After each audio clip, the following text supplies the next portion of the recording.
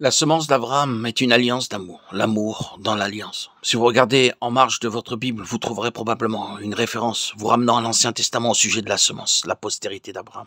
2 Chroniques 27, Ésaïe 41, 8.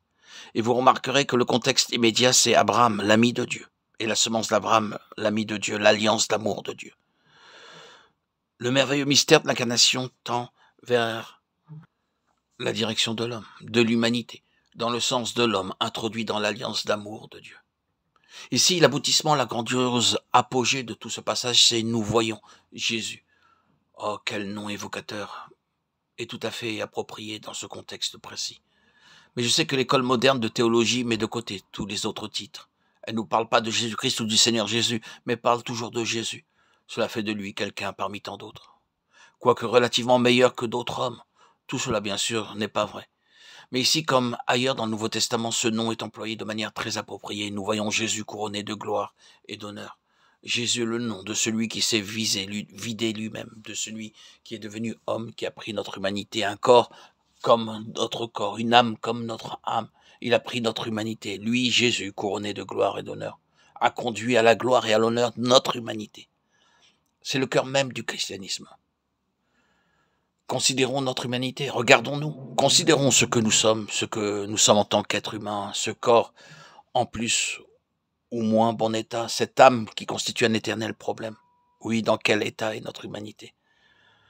Ceux qui ont été éclairés par l'Esprit de Dieu n'avanceront rien pour soutenir la cause de notre humanité. Nous serions plutôt enclins à admettre ce que nous sommes devenus. Mais il a pris en charge notre humanité pour la conduire là où elle est, couronnée de gloire et d'honneur. C'est la rédemption. C'est pourquoi le passage remonte au commencement. Tu lui as donné la domination sur les œuvres de tes mains. Psaume 8, 6. Tu l'as couronné de gloire et d'honneur. Hébreux 2, 7. Il a été potentiellement déclaré. Tu as mis toutes choses sous ses pieds. Hébreux 2, 8.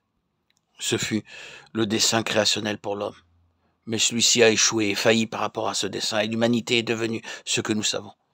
Il est venu du ciel, celui qui a revêtu cette humanité, la faisant passer par toutes les épreuves, toutes les tentations, toutes les pressions et ses conséquences. Par l'opposition et l'antagonisme, par toutes ces forces qui visaient sa destruction. Il a pris cette humanité en lui faisant traverser tout cela, en la perfectionnant pour la conduire à la gloire. Notre humanité.